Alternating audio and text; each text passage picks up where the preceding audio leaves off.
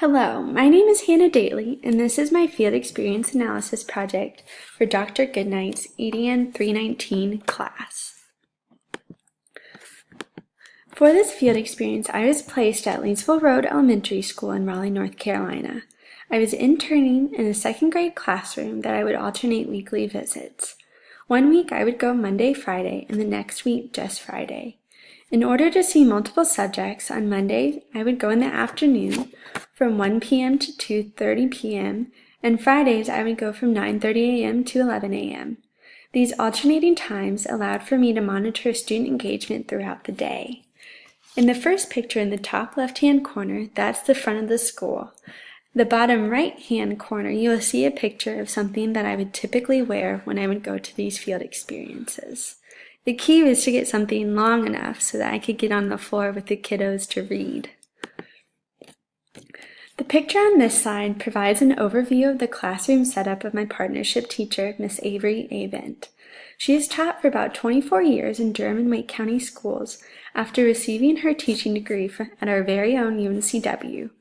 During my time with Miss Avent, I got the chance to observe her instruction in reading and math.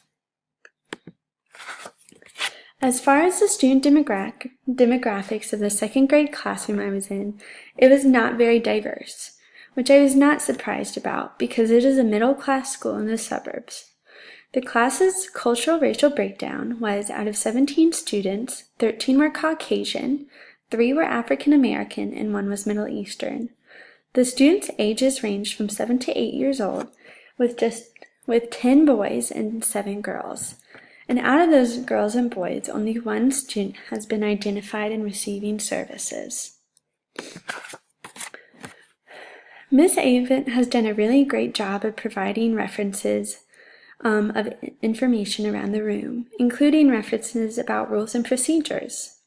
The first picture is an example of the classroom rules she has posted on the front board. All of the rules are positively stated and focus on wanted behaviors, not discouraging unwanted behaviors. For example, she says, always do your best, instead of don't give up, putting the focus on encouraging students to persevere. Picture 2 is the morning routine procedures that are placed right next to the door, so students see them immediately. The procedures are concise, easy to follow, and emphasize not only the action to be performed, but also how it should be performed. For example, she says, come in quietly and unpack your desk, emphasizing that she wants the students to come in and do everything quietly. Sadly, I never got to observe the arrival of students, so I can't speak to the effectiveness of the practice of the procedures. And picture 3 is another example of the rules and expectations for students in the classroom. Ms. Avent takes a very holistic approach to behavior management. She employs an individual behavior management system, whole class behavior management system, and then relays information on behavior trends to parents. Picture 1 is the individual behavior system behavior bands. Students are given 3 bands at the beginning of every day and earn or are penalized a band when appropriate behavior is or is not displayed. The students track the total number of bands they have at the end of the day, and if they have 3 or more every day for the week, they earn Cub Cash to spend at the store. So they can buy small things like candies or pencils, and so that's her version of a token economy. Picture 2 is Pride Pause, which is the class-wide and school-wide behavior management system. The class earns tallies for good class behavior in specials, in the halls, or in the classroom. There are varying levels of achievement, and once a level is achieved, they receive a reward like a pajama day or lunch outside. And picture 3 is the behavior log Ms. Avent uses to keep parents informed of students' overall behavior. The class is very well behaved, and Ms. Avent has a working behavior management system. I just wish she would focus more on positive reinforcements, because one observation I have made is that she does tend to call out more negative behaviors and not focus on what students are kind of doing right. So she's more likely to say, you're not being quiet and sitting like you're supposed to, Johnny. Go put a behavior band back in front of the entire class. instead of pulling them aside and after the direct instruction is done to tell them that they were not behaving appropriately and to give a band back. She's definitely not more likely to call out someone for doing something right and to give them a behavior band. One way that Miss Avent accommodates students is by implementing reading groups. This is specially designed instruction because this allows for changes to be made within each group so that the needs of all students are met. Each group is working towards improving reading literacy skills, but each group can focus on a different specific skill within that overarching goal. For example, the class is working on retelling stories according to the emotions of main characters. In the reading groups, one group can focus on emotion recognition, while another group may focus on drawing inferences about characters' emotions from text evidence. This is a great way to specialize instruction to more individualized needs. Two examples of specially designed materials in Miss Avent's classroom were her leveled reading books and abundance of anchor charts. Both of these materials serve as a great tool for both students with or without disabilities. Guided reading books allow for students to be able to pick books that meet their reading needs and find a book of their interest with just enough challenge. Students are able to confidently choose books that won't be too difficult and discouraging to read, and allows the teacher to track student progress as they advance through the letters of the difficulty. The anchor charts are a great way for students with attention or memory difficulties to still be able to interact with material. The chart serves as a roadmap to give students prompts when needed. Miss Avent has provided accommodations for one student who is currently identified. They are given preferential seating in the back of the room to limit distraction, and a point is made to keep the door shut to even further limit distractions. One example of the modifications that were made for this student I was not able to get a picture of, but when I first visited the classroom, the student was given a taped-off area around his desk for him to move about, and had a band around his chair legs so he could tug at the band with his foot instead of bouncing his leg against his desk. They were also seated closer to the teacher to allow for more supervision, but they found that that was not working out, so they're trying this new sitting at the back of the room to see if that helps his focus. In regards to some of the programs Miss Avent uses, she emphasized the process of metacognition when reading and writing to encourage students to really reflect and become aware of their own thought patterns in regards to academics.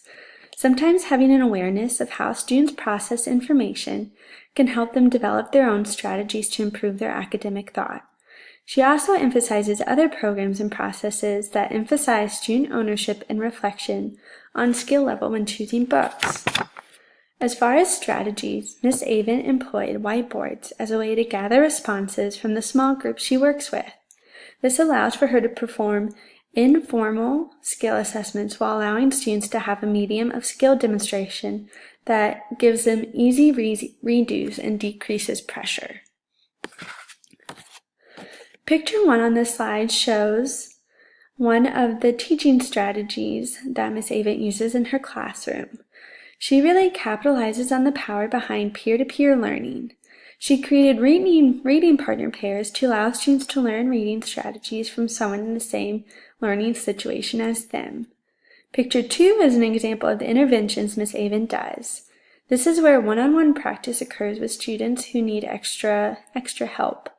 I would work with students in reading or math at these stools, going over work they've done and practicing concepts.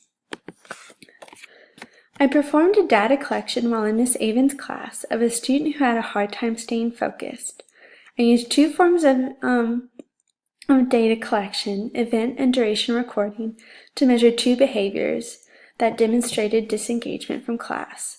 The behavior I focused on was that student Z would close their eyes, cover their eyes with their hands, or lay their head down during direct instruction time. And I used duration recording to collect the data. My recommended replacement behavior was that student Z would keep their eyes focused on the teacher or content during direct instruction time. I recommended using self-monitoring as a reinforcement tool to encourage the student to display the replacement behavior. The student would be in charge of keeping track of, during specified times, of whether or not they were able to stay focused or how many times their eyes deviated from the actual material. So they would have to become more cognizant of whether or not they were paying attention. As far as reflection summary, my first impressions of the school was that it was a good middle-class school, there wasn't a lot of diversity, that Miss Avent was a very experienced teacher, but it was not a very warm classroom. She does tend to focus on calling out students for behaviors that she does not like to see, and she tends to call them out in front of the whole class, so that it does kind of put a damper on the students' engagement in the class. Before this experience, I have had experience with other students with disabilities. I had one classroom where there was an autistic student, and I worked in another classroom where there was 2 students who both had developmental delays, as well as one student who, in addition to the developmental delay, was on the spectrum. And in yet another class, there was a student who had a speech impediment who received services. My beliefs have changed through this field experience, because I think it just goes to show that kind of tailoring education to the average student is not working. You know, these students, a lot of the strategies that we use to target our students with special needs improve education for all students. And so while yes, there are some students in special education who need very specialized services, a lot of the services that are recommended for students with special needs benefit everyone, every student in a great way. And also I witnessed just how much the students with special needs want to just be a part of the classroom. I felt like the student Z from my data collection was kind of ostracized, that Miss Avent was kind of exasperated with how much time she'd have to spend with him, and so she kind of set him off in the back corner of the room, and like he wasn't allowed to go sit on the carpet during direct instruction time. He was always kind of sectioned off. And so like I don't know if that was best practice, because he wasn't really incorporated as much as I feel like he should have been. This impacted my beliefs and knowledge because I really saw the importance of inclusion in all aspects. I talked about how that one student Z, was always kind of shifted off to the side, but how much he really enjoyed interacting with his classmates. And also because of the negativity I saw in how Miss Avent would point out certain behaviors, I got a real appreciation for positive reinforcement. And then the attitude of the teacher has a big impact on the attitude of the entire classroom. I think that it really plays a bigger part, and so as teachers we need to be aware of how we're acting in class. And this raised some new questions about, like, how do you advocate for a student in another class that you don't think is being accommodated fairly? Because I don't think that student Z was being accommodated fairly. And then I'm also just always wondering, like, how do you find an accommodation, modification, or strategy to work for your specific student as quickly as possible so that they can be integrated as well and as fully as they could be without missing out on too much instruction or, finding a whole bunch of things that don't work, just to make sure that they're getting everything they need. And then going forward, I definitely want to make sure that I implement morning meetings that are more focused on schedule and routine. I want to make sure that I display a lot of the strategies that we learn around the room as a reference to students. And I definitely like the idea of incorporating lots of partner and group work. And I really want to emphasize positive reinforcement. Overall, this field experience was great, and I really learned a lot.